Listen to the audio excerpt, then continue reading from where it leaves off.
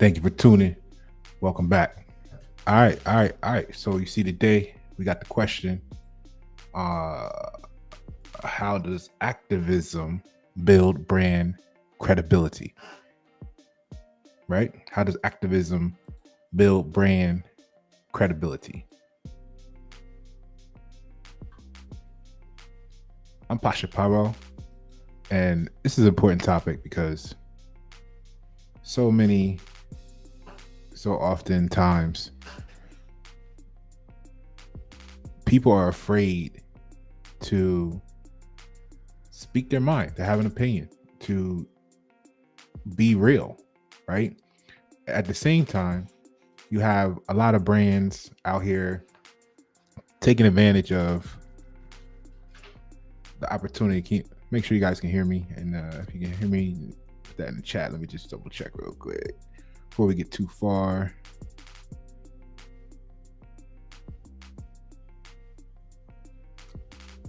The opportunity. All right, we got audio. Okay, cool. So you see a lot of people like running around talking about, they got this business, like, somebody I was talking to today in the email, they following up with me talking about, hey, let's talk. And I was sent them the whole profile of, because I take notes for everything when I meet someone, talk to someone, etc. So I sent them the whole thing like, hey, you ready to start your campaign? Because you're trying to help the kids and do this, that, and the other, blah, blah, blah.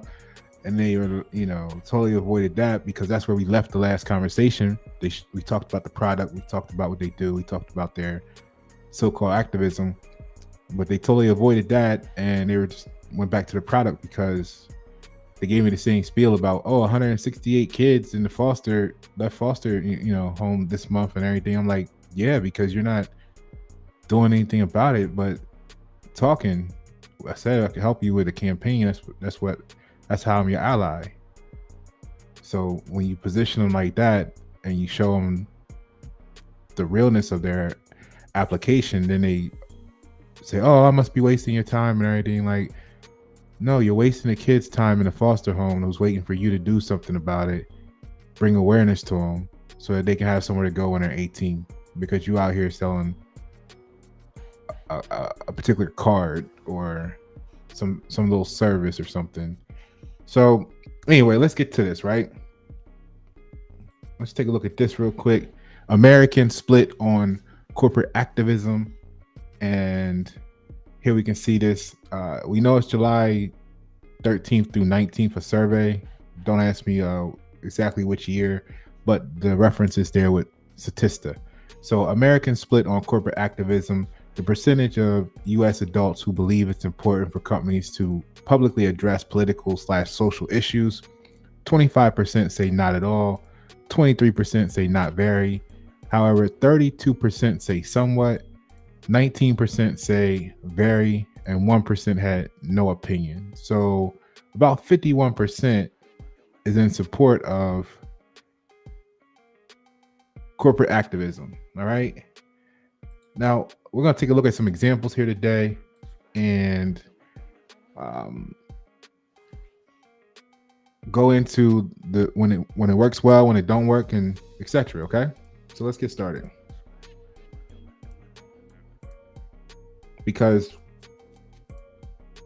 the brand activism is actually shaping a brand's credibility, whether they know it or not. And keep this in mind for the small businesses, but also it's shaping your perception of the world around you.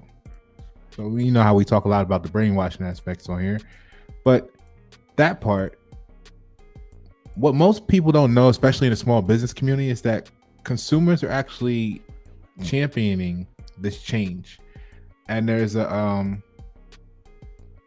good contrast between what I would say when I talk to a lot of people, they're stuck in like 1990. It's like Back to the Future, right? And what I mean by that is they're actually still marketing to the people of the 1900s, right? I'm actually one of the first millennials per their little calendar. I'm August 1980. So I'm like millennial number 105 off the assembly line, fresh, right?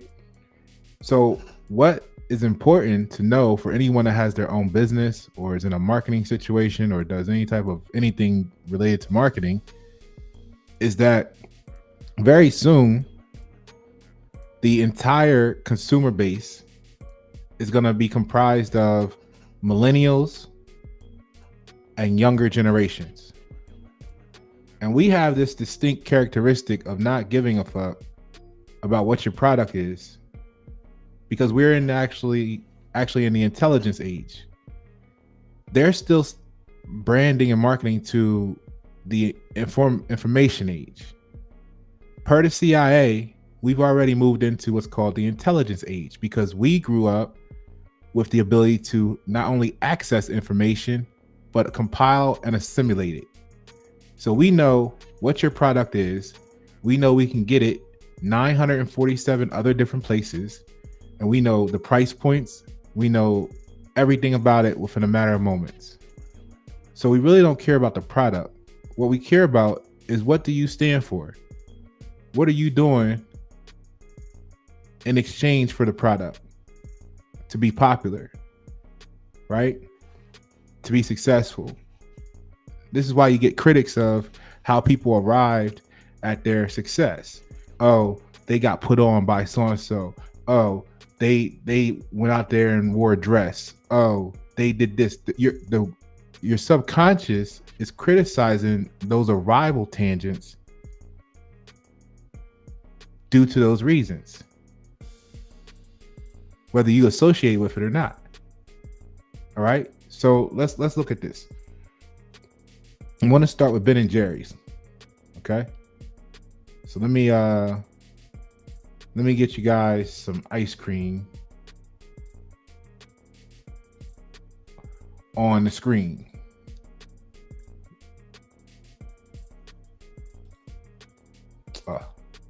Here we go. Hold on.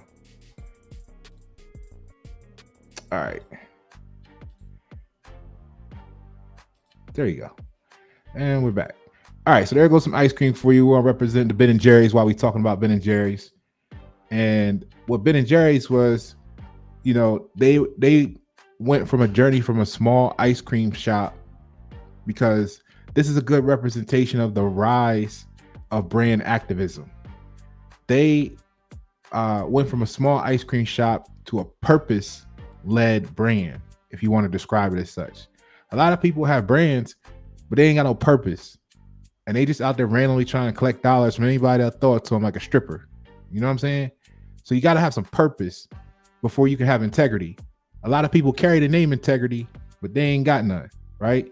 So Ben and Jerry's journey from a small ice cream shop to a purpose-led brand driven by the founders' commitment to social and environmental causes. Their campaigns, such as supporting fair trade and advocating for climate action, have set a new standard for the corporate social responsibility. Okay? So the relevance for today is like that exemplifies brand activism by integrating social justice and environmental protection into its business model. You see what I mean? So the people support it because they feel supported by the brand, at least for the topics that they respect and are relating to, right? Because the brand is standing for something that they stand for too or agree with supporting. It builds the bond better than just saying, hey, do you like my ice cream? So now you have super friends, super fans, super customers, super clients, super support. Consumers increasingly seek brands that align with their values, driving the success of socially responsible companies like Ben and Jerry's. All right. So how does your company compare to that? You know what I mean? What are you doing? When you look at, let's go back real quick to Nike's Just Do It campaign, right?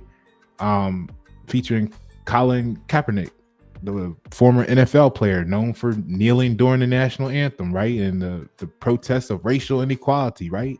Sparked a nationwide conversation. Conversation is good. It's healthy. So Nike's decision to stand by Kaepernick and use him in the campaign became a national controversy, and controversy sells, as you know, as people across the states determine whether or not this would affect the company's rise, or be their downfall. So let's take a look at that. I got something pulled up here for you there.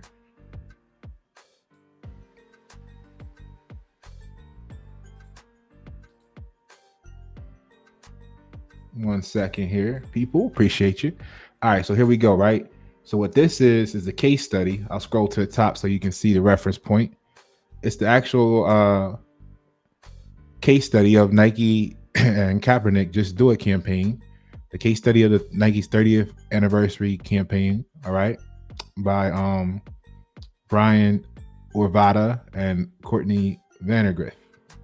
What I wanted to point out here, I mean, you can read the whole thing at your leisure, at your free time, but I want to go over these two paragraphs here. So the research says, following his idea to kneel during the national anthem, an outbreak of disapproval for Colin Kaepernick surged throughout the nation. So, right, a poll during the 2016 season named Kaepernick the most disliked player in the league, with 37% of Caucasians saying they disliked him a lot and 42% of African Americans saying they liked him a lot. However, according to the survey research conducted by YouGov to determine how Nike customers felt about Colin Kaepernick, 46% of responses revealed a positive outlook of the NFL star, while 23% see him in a negative light. This reveals that a majority of Nike customers supported social activism and the push for reform in the area of racial inequality and police cruelty. Therefore, by creating a social media campaign around Colin Kaepernick and social activism, Nike hoped to strategically reach their target audience by influence public opinion about their brand.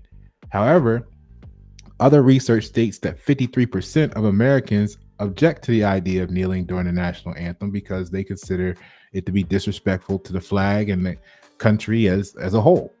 So there was a high risk in launching such a marketing campaign that was created from these statistics. But Nike is a company that thrives on taking risks with the public because they want their organization to be unique and stand out among others.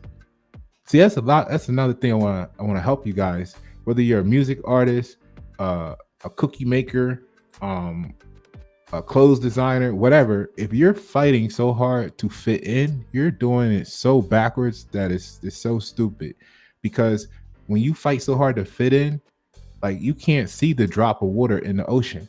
So then what you got to do is you got to spend $10 million on marketing to stand out, because you spent $10 million on changing yourself from being original, being genuine, to being fit into something so you blend in. Now you can't be seen. Now you got to spend another $10 million to market so you can be seen, when you could have just been yourself from the beginning and saved $20 million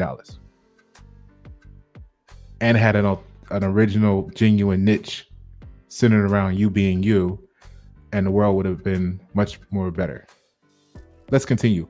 According to the Washington Post, the decision to use Colin Kaepernick as the main figure in their ad campaign was popular among young Americans. Cindy Boren from the Washington Post stated that Quinnipiac, if you can say it better than me, you can say it to yourself. But a Quinnipiac University poll showed voters approved of Nike's decision to feature Kaepernick in its latest ad campaign, 49% to 37%. The poll also determined that there was a large age gap. This is important. Watch this. There was a large age gap among people who agreed and disagreed, with those 18 to 34 approving Nike's decision by 67 to 21 margin, while voters 65 and older disapproved of the decision, 46 to 39%. Remember, I was saying the millennial generation forward, we got a totally different view of reality and the world and truth. That discrepancy is shown in those numbers. So overall, the 30th anniversary of the Nike Just Do It campaign was creative, and in the sense that it took the controversial social issues and turned it into something positive and innovative, in hopes that it would be beneficial to social movements, activists, athletes, and eventually would influence product sales, right? So there's an example that we're all familiar with, but maybe we didn't know the numbers and the actual push behind it, that show what a lot of you are fearing as business owners actually works to your advantage. All right. So let me see here. Let me catch up where we at. We did Ben and Jerry's. We did Nike. What I got next for you? So next I got fashion. All right. Let's get into the fashion world real quick. Let me give you some artwork on the screen so the fashion people can be like, oh, there's fashion, and feel welcomed. Give me one moment here.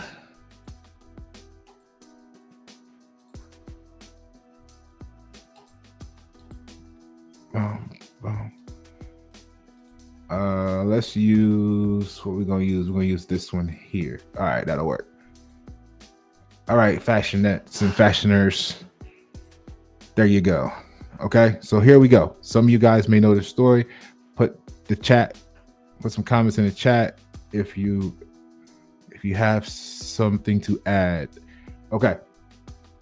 So the backlash against fast fashion brands due to unethical labor practices and environmental impact is an example of the wake-up call, right?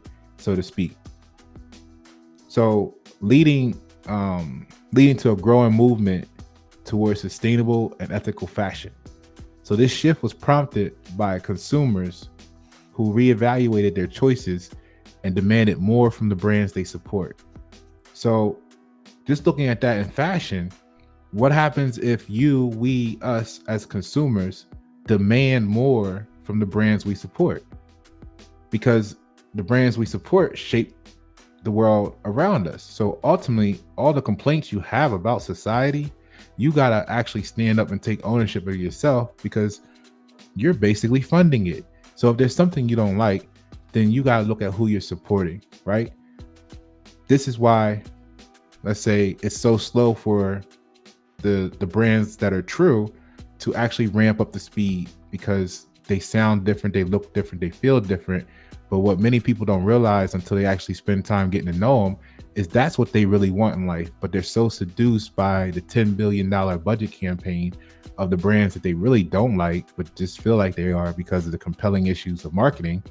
That's what's going on. So the fashion industry's exploitive practices have led to a reevaluation of consumer choices, prompting a demand for ethical and sustainable alternatives.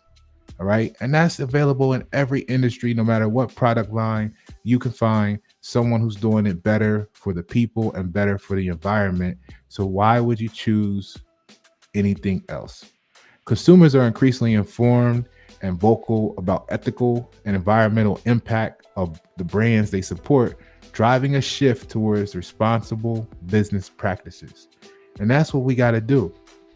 Y'all running around here talking about billions of dollars worth of buying power and impact and boycott and all this stuff.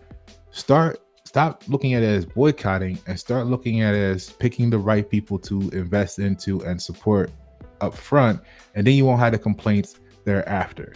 All right, because you can't replace anything that you haven't built a system for in advance.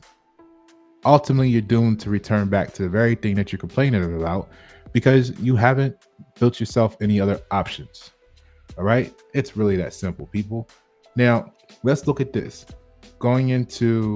Speaking of fashion, we can go into the success of Patagonia. All right, was an outdoor clothing company that was known for its environmental activism and sustainable practices, right? So if you know Patagonia, if you got some of their gear, put the thumbs up, put a 1 in the chat, leading to a loyal customer base, right? Patagonia's commitment to environmental causes has resonated deeply with the customers who value sustainability. And the positive impact of the brand and loyalty market position come from Patagonia's commitment to environmental activism, which resonates with its customers, leading to the loyal customer base that has, right? And a strong market position. Now, notably from this was Patagonia's "Don't Buy This Jacket" campaign. All right, so let's take a look at that real quick.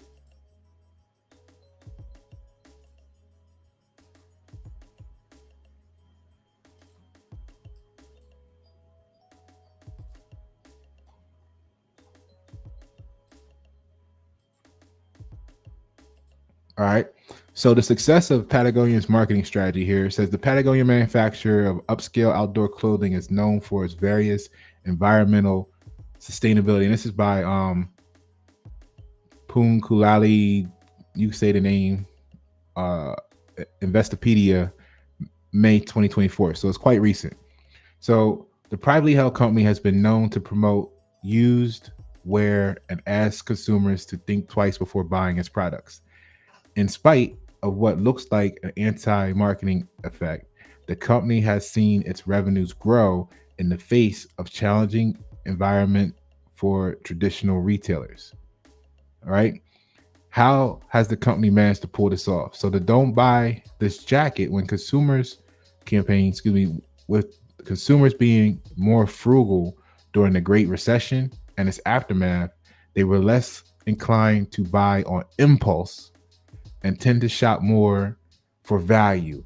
And that's a strong statement because today something like 80% of purchases are made on an impulse, emotional impulse. How many people have taken a year to study and look over something before they purchased it? How many people saw it and bought it right away? Huge difference. Huge difference. So consumers were becoming more interested in goods that lasted long. And Patagonia saw an opportunity there to tout its own long-lasting wares, right? So the key takeaways of this article, and you can read the full thing at your leisure. Patagonia is an apparel retailer known for its upscale outdoor clothing, right? So the company continues to grow by offering products that are designed to last, all right, right? Patagonia announced in 2017 that it would give merchandise credits for used apparel. So what's the best way to promote how long lasting your clothes are? To give credits for people when they bring it back 5 and 10 years later so that you can resell it as used apparel and it lasts another 5 and 10 years. So the company has been active on the environmental and political fronts, which resonate well with Patagonia's loyal customer base. All right. So the marketing strategy led the company's running an advertisement the marketing strategy led to the company's running an advertisement during the 2011 Thanksgiving season that read, "Don't buy this jacket." The advertisement talked about the cost to the environment of one of the company's best-selling fleece jackets and actually asked the customers to reconsider before buying the product and instead opt for a used Patagonia product. In spite of this, or because of this, the company saw its revenue grow about 30% to $543 million in 2012, followed by another 5% growth in 2013. And by 2017, the company reached $1 billion in sales. So basically, the sleight of hand was to say, don't buy the new jacket, buy the used one. But think about it for a moment. The only way you can get a used one is to have somebody have to have bought a new one. It's kind of genius, right? So plus it really helped because their quality matched their claims and it lasted for a long time, right? All right, let me see what's next I got for you guys. We did the Patagonia. Now, there are times where it can backfire if it's not done right, because you hear me all the time say you can't be true without consideration of the infinity. So we want to make sure, one, that you're true, okay, and not fake or false. So let's see here where we want to go. Let's go to, I got one or two more examples and then we can get up out of here. Let's go to this one.